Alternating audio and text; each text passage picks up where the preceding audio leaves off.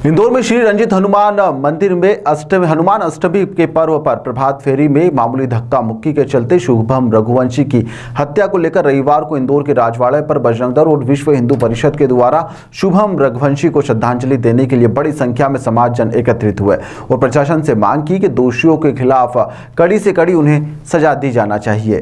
दरअसल हिंदू संगठन के पदाधिकारी बाला ठाकुर का कहना है कि मां अहिल्या की नगरी में लगातार जिस तरह से घटनाएं बढ़ रही है, यह हमारे इंदौर की संस्कृति में नहीं है। उस शहर की परंपरा और इसकी विरासत को सुरक्षित रखना हम सभी का दायित्व है। आज संपूर्ण हिंदू समाज के द्वारा रंजीत बाबा की प्रभात फेरी में शुभम रघुवंशी की हत्या को लेकर रोष है। उन्होंने कहा कि संपूर्ण समाज से आग्रह किया जाता है कि हमारी पीढ़ी जिस प्रकार से नशे से दूर रहकर और राष्ट्र धर्म और समाज के कार्य में उसे लगा सकते हैं, इसके लिए राजवाड़े पर एक युद्ध नशे के विरुद्ध और भय मुक्त इंदौर कार्यक्रम का आयोजन किया गया, जहां पर बड़ी संख्या में संपूर्ण समाज के लोग राजवाड़ा पर पहुंचे, जहां पर उन्होंने कहा कि शहर में बढ़ते हुए नशे को लेकर समाजजनों ने एक मीटिंग ली थी और आने वाले समय में और भी मीटिंग ली जाएगी और इंदौर को इन सब से कैसे लड़ना है, इसको लेकर सभी ने अपनी अपनी राय भी यहाँ पर रखी है।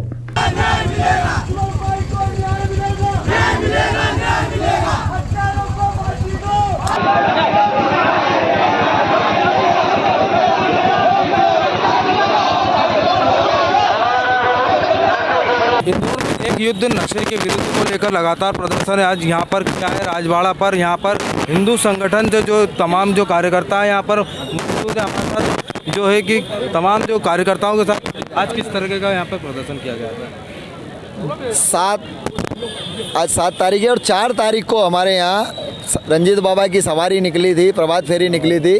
उसमें शुभम रघुवंशी नाम एक जो रंजीत भक्त था, उसकी निर्ममतापूर्वक नशेड़ियों द्वारा हत्या कर दी गई।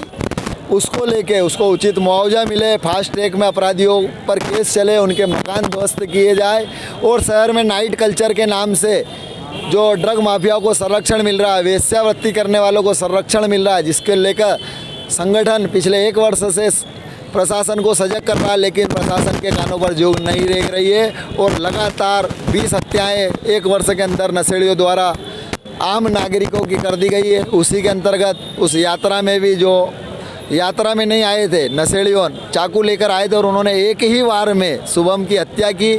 शुद्ध रूप से वह नशे में थे, लेकिन हत्या करना ये उनका मकसद था और वो हत्या हुई।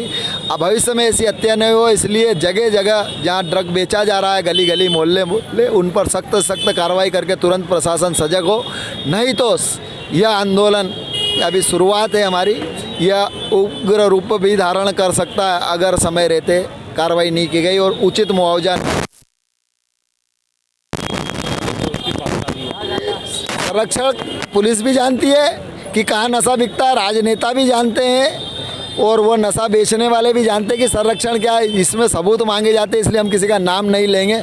लेकिन आप अभी चाहें तो इसी राजवाड़ा क्षेत्र में ड्रग माफिया भी बैठे हुए हैं, उनको संरक्षण भी मिला हुआ है, जेल से छूट के आ गए और फिर उनका धंधा चालू हुआ। ऐसे सैकड़ों जो ड्रग जिहाद के नाम से चला रहे हैं, ऐसे पुलिस प्रशासन को जानकारी में है। कुछ लोगों को हमने पिछले आंदोलन में कार्रवाई की थी, तो ऐसे 100-150 ड्रग माफियाओं को पकड़ा था, लेकिन वह जमानत प्राप्त करके और फिर 10,000 जहाँ रिश्वत देते थे, अब 20,000 देना शुरू हो गई है उनकी और निर्बाध रूप से उनका धंधा चल रहा है। ये संगठन से जुड़े हुए जो राजेश बिजवे जी, जिनका कहना है कि ड्रग्स माफियाओं के कारण ही शहर में आपराधिक घटनाएं घटित हो रही। इंदौर से जनप्रकाशन के लिए चंकी वाजपेयी।